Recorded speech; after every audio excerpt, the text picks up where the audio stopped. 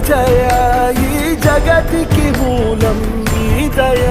నీ దర్శనముంది వెలిగిన జ్యోతి మనసున చిన్మయ